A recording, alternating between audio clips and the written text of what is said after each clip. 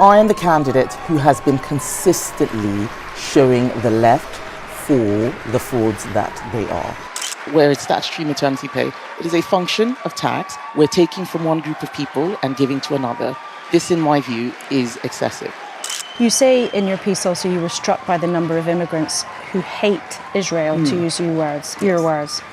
She's done it. Kemi Badenoch, a married mother of three and proud right-winger to boot, has been crowned the leader of the Conservative Party, making her, of course, leader of the official opposition. As to what we can now expect from the Tories over the next 5 years and beyond if Mrs Badenoch leads her party to victory in election 2029, well, let's start with mindset. Yes, mindset. Making contradictory comments relating to the identity politics that she avowedly despises, saying that she's a less bad leader than her former Tory leadership rival Robert Jenrick, and, of course, calling Labour out as a bunch of loony left amateur politicians are some of the statements coming up next from Tory leader Kemi Badenoch that reveal her notably belligerent and snobbish mindset. That said, anything less than ferocity, courage and staunch commitment to one's political beliefs from a political party leader would, of course, lead that figure to an early political death.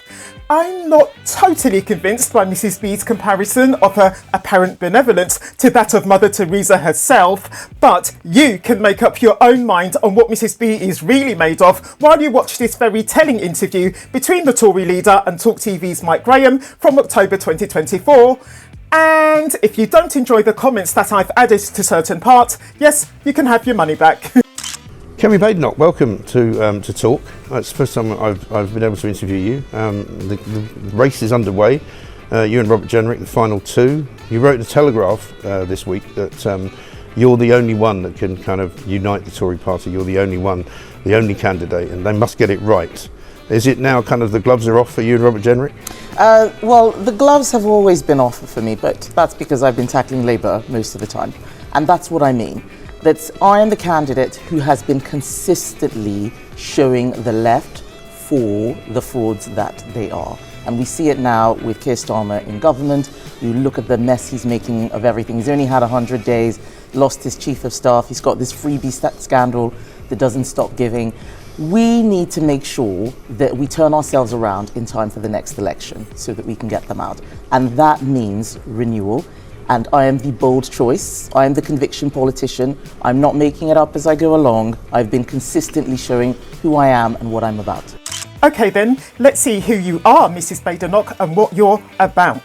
What does being on the right mean? Because it implies, I think, with a lot of people, that you want to privatise everything, that you are a sort of culture warrior, that you're not a social liberal, you are a social conservative with a small c, don't believe in equality for gays, or so you're anti-abortion. All of these things, those are associated with the word right. That's right. Right on. You hit the headlines a few days ago when you said that you became working class when you worked in McDonald's as a 16-year-old. Just take me through the logic of that. Well, that's not what, that's what people inferred. I said I became working class when I turned 16, when I was working at McDonald's. But what made me working class was the fact that I came to this country with no money, no friends, no parents. I had a place to stay, but I had to work to eat, otherwise I would starve. And that, in my view, is what that means. So working class means coming to a country penniless with no family or friends and serving Big Macs. A surprisingly narrow definition for a label that's traditionally been applied to so many people. I don't like identity politics. It's one of the reasons why I'm in the Conservative Party and not Labour, because I hate identity politics. I hate this thing of people being put into different groups and, you stay in your lane. No, this is your group. This is the kind of music you listen to. This is the party you support. This is what you watch. This is how you speak. I hate that. I want us to have a shared British identity. I want us all to be treated exactly the same. So you'll never use either your skin colour or your sex to win credit or validation from the public then, Mrs Badenoch, right? Well, one can only welcome such level-headed, rational thinking. It's so refreshing to have an aspiring Prime Minister who believes in achievement by effort rather than by undue favour, or by personal characteristics over which one has no control, say. So maternity pay varies depending on who you work for, but it is a function, where it's statutory maternity pay, it is a function of tax. Tax comes from people who are working. We're taking from one group of people and giving to another. This, in my view, is excessive. Businesses are closing. Businesses are not starting in the UK because they say that the burden of regulation is too high. So maternity pay is excessive. I think it's gone too far the other way in terms of general business regulation. You need to have more personal responsibility. There was a time when there wasn't any maternity pay and people were having more babies. Now that's strange.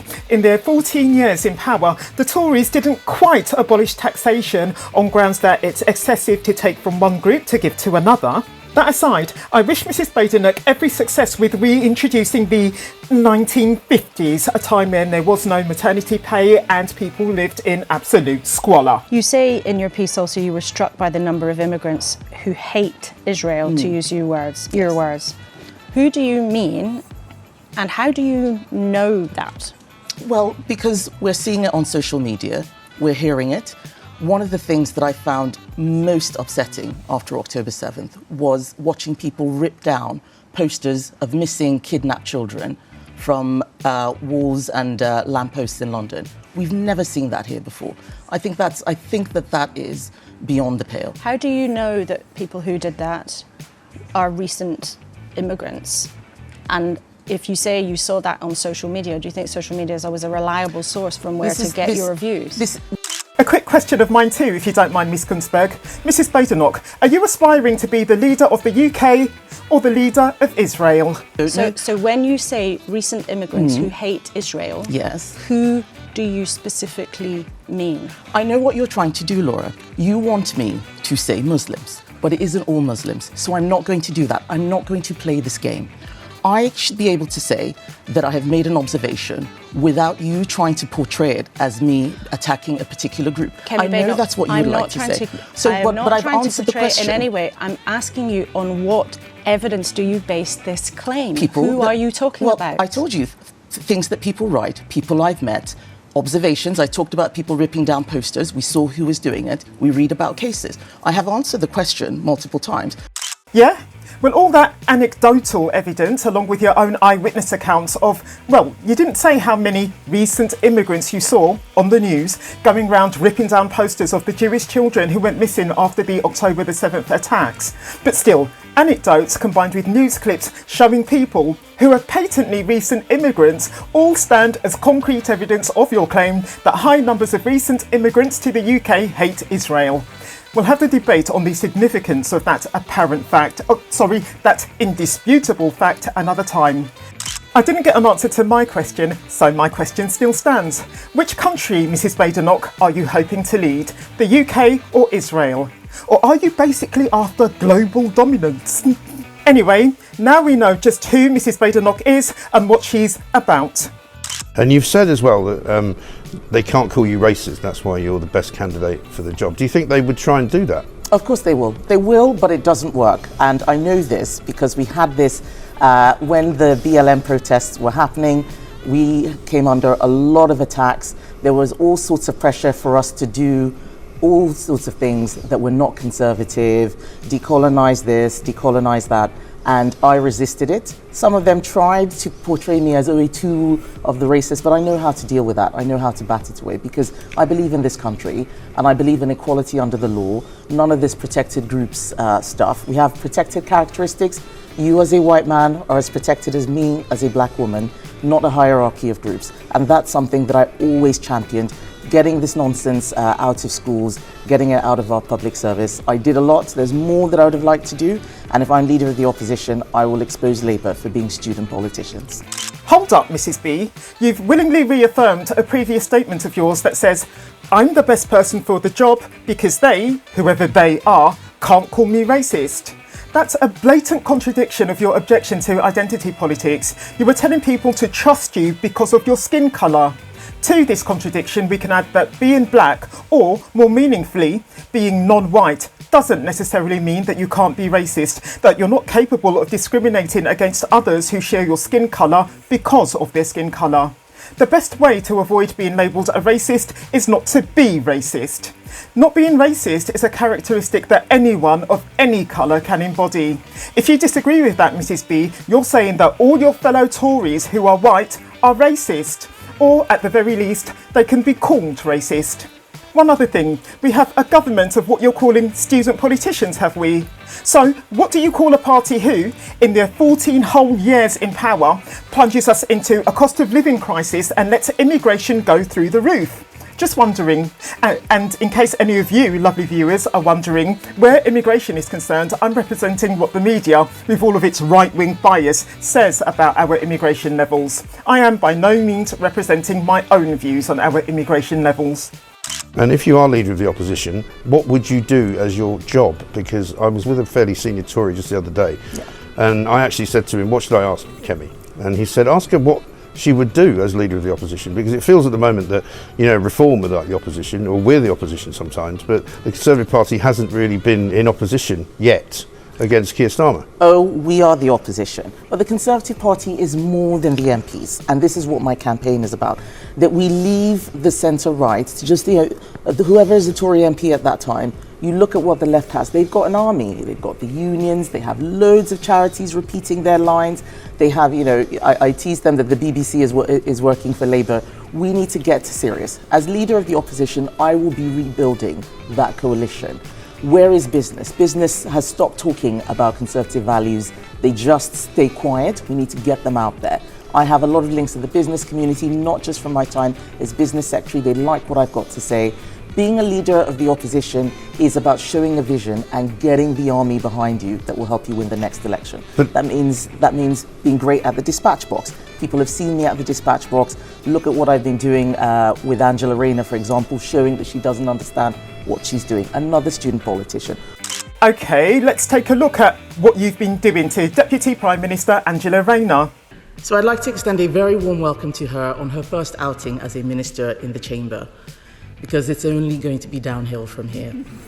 You see, the thing is, I've been a Secretary of State before, and after 5 years as a minister, you learn a thing or two about government that you never can in opposition. I've been there, done it, and I can tell the Right Honourable Lady that she has been stitched up. It is quite clear that the bills and policies from the King's speech she's just referenced have not been written by her, but by the Chancellor and the Chancellor's advisors. We all know this because we watched the member for Leeds West announce them in far more detail in her speech last week. And all the stuff the Secretary of State worked on in opposition, like her new deal for workers, has been taken off her and given to the Business Secretary. So I'm sorry to tell the Right Honourable Lady that her colleagues, the Prime Minister, the Chancellor, and their many advisors have written a manifesto and made promises that are not deliverable, and they've hung them around her neck and said, Angie, you go out there and you sell it. I warned the Right Honourable Lady that she was being stitched up by the PM and the Chancellor. I also told the Right Honourable Lady that we were here to help, and we shall do so, especially as it's been a particularly rough time to be a woman in the Labour Party. You're proud of these attacks of yours on Angela Rayner, aren't you, Mrs Badenoch? You're not worried that boasting about endlessly singling someone out for criticism and condemnation makes you look like a bully then? Nah? Okay. Oh, by the way, Mrs B, your interviewer said that the organisation that he represents sometimes feels as if they are the official opposition to the government. Because it feels at the moment that, Reform are like the opposition, or we're the opposition sometimes. Care to give him a reality check, young Mrs B? Again, nah. Okay. I'm doing all that while fighting a leadership contest. And what I'm also want to make sure is that we build a great shadow cabinet team of people across the party, not just the ones who support me, but everybody, so that we have a consensus that can get us back into government. And people say that you're quite a combative person, that you're quite difficult to get on with. It's kind of what they say, that you cross the street to cause a row. Is that true? I'm a lovely person, Mike, as I'm sure you're finding. What I am is somebody who will not run away if a fight is brought. I defend our values, I fight for Conservative values, and that's what you're going to need in a leader of the opposition. Not somebody who'll keep quiet and be shy and just want to talk about something else because they're embarrassed. I do not run away from difficult situations, and that is why all of the people who worked with me are supporting me. The ministers who worked with me, if I was this terrible combative person who was always fighting, they wouldn't be supporting me now. They saw what I did as a Secretary of State. They liked what they saw. I was effective. Things were broken. I got them fixed. I have a strong record of delivery. Whether it's on Brexit, whether it's on equalities, whether it's on trade, on business, I got stuff done. And I didn't make a lot of noise about it, but people know that I will deliver, and I will do that if I'm leader of the opposition. Not walking away from a political fight is one thing. Starting one such fight for no politically acceptable reason is another. Or was there a meaningful justification to your attack on maternity pay? That very entitlement having made, over the course of its existence, an important difference to our country's GDP. But people know that I will deliver, and I will do that if I'm leader of the opposition. And if you're building a sort of coalition of the people that you want in the party, does that include Boris Johnson? Because he says he might want to come back.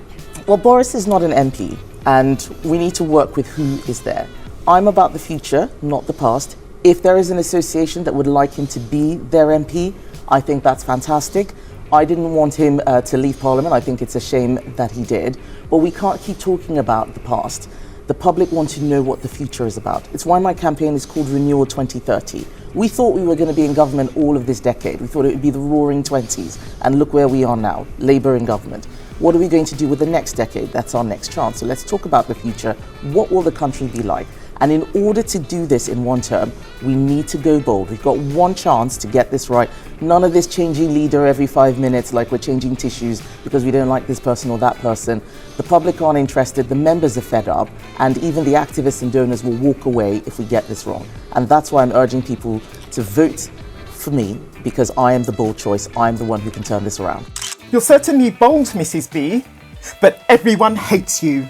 Well, okay, you're one of the last two contestants for the Conservative Party leadership, but given who the other candidate is, how much does that actually say about your people skills and your leadership skills? And the voting is underway already, isn't it? How long before you get some kind of indication, if you do, of how it's going? I don't think you ever do get an indication of the voting directly. We can do polls. The polls show that I have a lot of support. When I'm out in the hustings, I get a lot of love from the membership because they know that I care about them. I was a grassroots activist 20 years ago, so I've risen up through the party. I didn't come in from nowhere, but I was also not, a student politician either. I had a proper job, I'm an engineer, and that's why I have a different approach to politics than many other people. There's all sorts of shenanigans, all sorts of silly stuff. I think it's time to get serious. There are a lot of problems, not just in the country, but in the world. We need serious people, not just promise makers. Because has this campaign that you've been fighting been a bit odd and a bit dirty at times? There was a piece in The Sun this morning about somebody supposedly going around pretending to be supportive of someone but actually working for somebody else, spreading rumours that one of the candidates, or the original 6, had a drug problem. Yeah. I mean, was there a lot of that? There has been a lot of that, and it has taken a lot of self-restraint to rise above it. Because people know that I can deal with problems if they exist. They've seen that side of me, as you said, the combative side. But I'm not about attacking other Conservatives. I'm about defending Conservatives. So I don't care who is throwing mud out and people attacking me or not doing this, not doing that, because they don't realise that I'm still carrying out my shadow housing secretary job. I'm still doing the COVID inquiry. I'm still doing the post office inquiry. I'm a mum with 3 kids. I'm talking to my kids' schools. There's a lot that I can do, and I can juggle it all. I'm not getting involved in the people who are playing silly politics. They got us into this mess. They started the psychodrama that the party members are sick of seeing. All of this petty squabbling, slandering other people, briefing. It has to end. I am a clean slate. I am the bold choice. I am not more of the same. I'm something different, and that is why I think people are excited. So how do you leave all that behind, though? Because you're accused by people like Nadine Dorries of being in cahoots with Michael Gove and having been the chosen one by him, and Dougie Smith's behind everything. The plot continues. I mean, what do you make of all that? Well, if those disclosures relating to former Tory MP Nadine Dorries don't make a mockery of what you just so confidently said about yourself, young Mrs. B. Whenever people can't understand why someone is able to do what they can't do, then they say, "Ooh, someone must be helping her, someone must be writing her speeches," and they cook up stuff. My very first speech in Parliament, my maiden speech, won an award for Speech of the Year. I've been doing this for a very long time. I run my own campaign. The person who's my campaign director is one of my closest friends.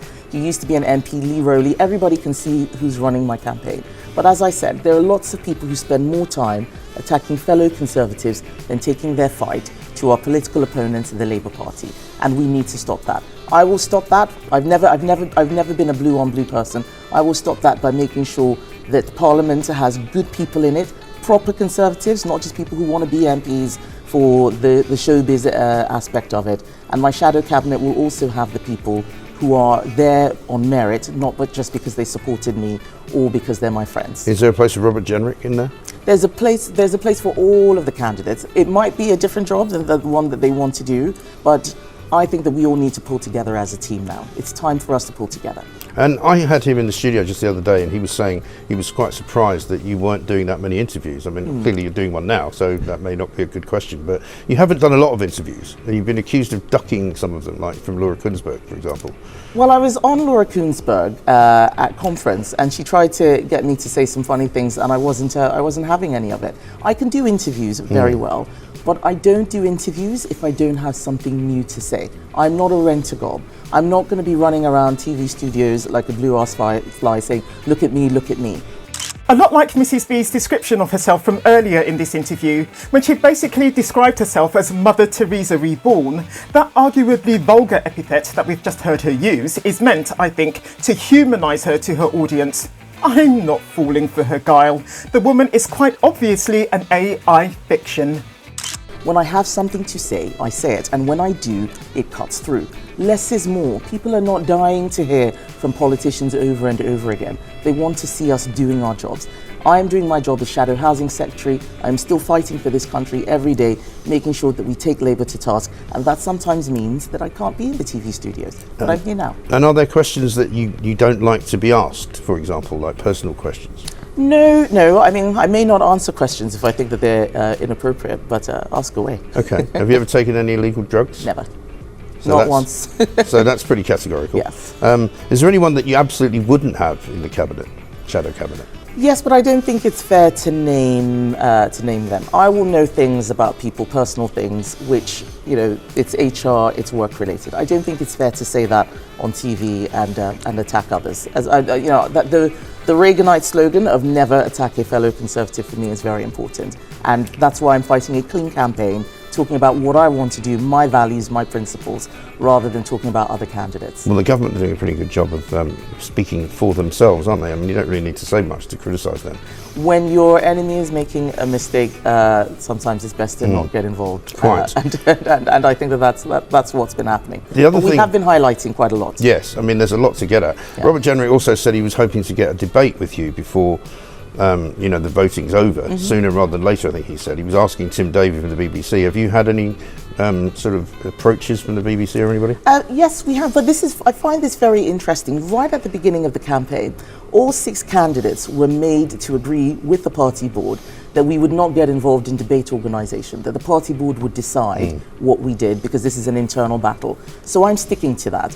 I have told them that I'm happy to have a debate. They are working on it, but I'm not approaching the media and saying I want a debate, because I stick to my word. That's the promise that we made at the beginning. I don't think we should be changing things halfway through. And have you been misquoted in some ways sometimes? Because I was reading the Telegraph piece this week, and in it, you said, if we have to get rid of the ECHR, we have to get rid of the ECHR. Yeah. But you've been accused of not wanting to get rid of the ECHR, so are those people wrong? Yes, they are wrong. If we have to do it, we should.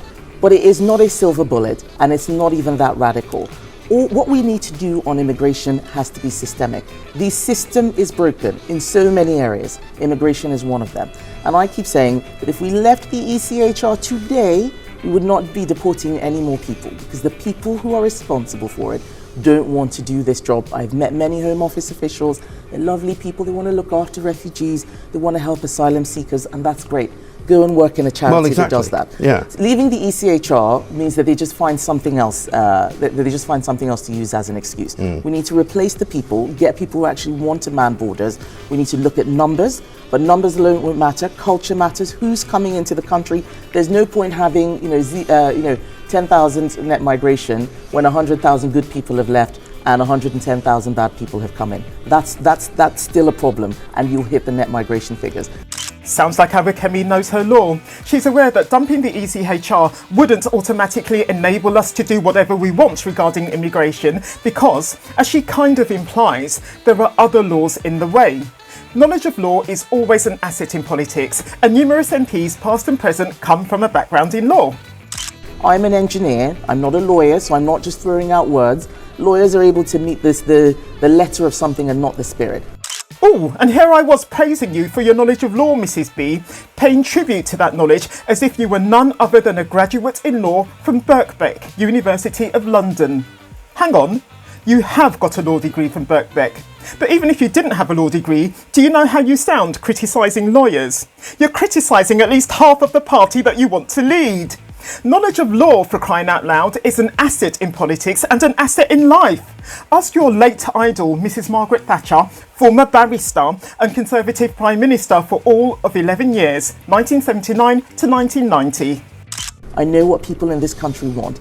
They want to have control over their borders. They want people who come here to love this country, to contribute to it, to want it to succeed, not have their heads elsewhere. And that's what I'm about, a wholesale immigration policy. People talk about parts of this country, and we all know where they are, which have become sort of almost monoculture, but not British monoculture. They've become either very Pakistani-based or very Hindu-based, perhaps, from India. Places like Leicester, where they have, fights in the street because of religious and ethnic differences. I mean, that's kind of unbelievable that it's happening. What would you do to stop that from happening? Well, I talk about focusing on being a multiracial society with a shared culture and identity, not multicultural. I grew up in a multicultural country. Everybody looked the same skin color, lots of different languages, lots of different customs and behaviors, and there was endless conflict. Diversity is something that can be a strength. It can also be a weakness. People talk about it as if it's peace or love. It is not a virtue in and of itself. You've got to work at it. You've got to work at integration. My preference is actually assimilation, and if people don't assimilate, they will integrate. If you start just with integration, sometimes people just decide that they will live in a place, but it's just their bodies that are there, their hearts and minds are elsewhere. And that's why we see lots of conflict that really doesn't belong on the streets of Britain. There are foreign conflicts being fought on the streets here. I don't want to see that. But as somebody who has an immigrant background myself, I am more confident talking about these things because I'm speaking from an understanding, and I know that it is harder for people to attack me because I'm speaking from personal experience as well. So not only do immigrants have a license to be anti-multiculturalism, they are, in fact, the only ones who do. Oh yeah, because if a native white person speaks against multiculturalism, they're racist. But when a non-white person does the same, there is nothing offensive or racist about it. Seriously, the questions to ask here are, what does culture mean? For me, the only significant elements of the culture are religious practices and, in line with that, sexual freedom. Many religions don't allow premarital sex. You have to spend upwards of about £20,000 to find out if you like having sex with your marital spouse. And trust me, £20,000 is definitely at the cheaper end of the cost of a wedding. The rights and freedoms of women are a third important aspect of a culture, in my opinion. What does assimilate mean? What does integrate mean? What's the difference between those two things? How do we assimilate or integrate immigrants, whatever those things mean? If Mrs. Badenoch means that people coming to this country have to abandon the cultural practices of the country that they're coming from, where those are different to our own, how does she propose that that is done? By putting spy cameras into the homes, the cars, the workplaces of those people, and by fitting the people themselves with a tracking device, all to make sure that they are not praying 5 times a day or reciting from the Quran. Or by having relevant personnel check that the reason that foreign customers are ordering salmon steak instead of beef steak at the Four Seasons is because they just don't like beef, not because they're Hindus. That aside, all far-right racists watching this interview must be thinking, we only want white British people in this country, for crying out loud, meaning we definitely don't want a non-white PM. We had enough of that with Rishi Sunak. And hey, Sadiq Khan can F himself as well. So why don't you repatriate yourself, Mrs. B, you dirty insert N-word here. And of course, they would say the same about me. I am more confident talking about these things because I'm speaking from an understanding, and I know that it is harder for people to attack me because I'm speaking from personal experience as well. I know what other places are like. We have something amazing in the UK. We shouldn't just throw it away because we're afraid to say the truth. I'm here to speak the truth even if it is difficult. And do you understand the reasoning why so many people were driven to violence, if you like, by those Southport killings of the 3 children? Because there's been a lot of talk about far-right organisation and telegram channels being used. I mean, we've learned this week that an awful lot of the interference on social media was actually coming from abroad. Yes. And yet Keir Starmer painted everybody as far right. He locked people up for 9 years for things that normally people wouldn't even go to prison for. Yeah. And I know that, we always have to say, nobody condones the violence, but do you kind of feel like you can understand why people behaved like that? We must never condone the violence, but it is quite obvious that something's going wrong. And when that's happening, the first thing to do is to provide reassurance that you understand the issue, rather than rushing to look for who to blame. And I think that that's where Keir Starmer got it wrong. People may have got the perpetrator's identity wrong, but the fact is, some kids are not here today who should be here. That is an unspeakable tragedy, and we need to be able to ensure that we treat everybody equally when they commit crimes. No two-tier responses where, oh, well, this group has done something wrong, so we need to treat them with kid gloves and so on. People can see that. The public can see when there is not unfairness. I'm not surprised that there's a lot of foreign agitation. As Trade Secretary, I saw it myself. There are many countries around the world who want to destabilize us, and we need to stop being naive and get our act together. Shockingly enough, I believe that Mrs. Badenoch has basically just said, fuck immigration. We need to get serious. And we were reading just today that it looks as though, first of all, we know that the Labour government have looked for deals to process illegal migrants and asylum seekers up into at least 2032, maybe 2036. Apparently they're now looking for more hotels to put people in. They said they were going to stop the hotels. They said they were going to move people out of those hotels. I mean, that's just going to create more misery and more conflict, isn't it? It will. They should never have scrapped the Rwanda plan. They should have tried to make it work. They were too busy laughing rather than thinking about how to fix the issue. Labour have no plan. We were not ready for the election. They were not ready for government. They spent 14 years sitting around waiting for us to mess up. And hands up, yes, we did mess up. But now they're there and they're just working it out. They have no immigration plan. They've just started thinking about what they'll do with the NHS. They've launched a review. Why didn't they do that 5 years ago or 3 years ago? They have no plan. They are student politicians and they are being found out. I believe that Mrs. Badenoch has basically just said, astoundingly enough, fuck immigration. I'm going to ask you a couple of quick fire questions just so we can get through them. How are you going to vote on assisted dying? Assisted dying is a very, very sensitive subject. Let's see what the bill is. I have been someone who, because of what I saw in my family, support the principle of assisted dying, but I do not trust the system to deliver it properly. I've been telling everyone the system is broken. If we can't get social care working properly, if we haven't been able to get the NHS properly reformed, how are we going to deal with assisted dying? I don't think this is something that we should rush through. And Keir Starmer, I hear, wants to rush this through Parliament, and that's something I'll be opposing. This needs to be very carefully thought through. He seems to want to rush through some things in Parliament, and then other things he doesn't want to rush through, like, for example, the Chagos Islands, which he did without even any consultation with Parliament. So you know what I said about them being student politicians? You can tell what it is that they want to rush through. Let's get rid of hereditary payers. Let's put VAT on private schools, class warfare. Decolonize the Chagos Islands, we'll do that quickly. This is all student stuff. It's all ideological old Labour. A lot of people who voted Labour thought they were getting Tony Blair's Labour, which was serious. I may have disagreed with it, but it was serious. They've got the kiddie stuff now. It is not serious at all. I mean, they keep removing portraits. I mean, they've done... Yes. Margaret Thatcher, one of your heroes. Yes, indeed. Elizabeth the First. Elizabeth the First. I think Sir Walter Raleigh's gone. Yes. Gladstone's gone. Yeah. Seems remarkable. As a former Minister for Women and Equalities, do you believe in quotas? Would you have a cabinet that was 50-50? Men and women? No, I don't believe in quotas. I do believe that we need to make sure that there is meritocracy. Now, Mrs. B, we've talked about your blatantly contradictory behaviour with regards to the matter of achievement by effort. How much effort did you put into being black, a fact that you're using to win public trust? Exactly. There are great women in Parliament. We need to make sure that they are in the shadow cabinet. There are others who may not want to serve or who still have some time before they come into the shadow cabinet. We need to make sure that we help everyone fulfill their potential. Quotas are doing it backwards. It's starting with the end, and then you don't make sure that you have the strength that you need. You are rushing people through. Quotas are not the Conservative way. Meritocracy is the Conservative way. J.K. Rowling tweeted support for you in the past, particularly on gender issues. Would you give her a peerage? I would. I don't know whether she would take it, but I certainly would give her a peerage.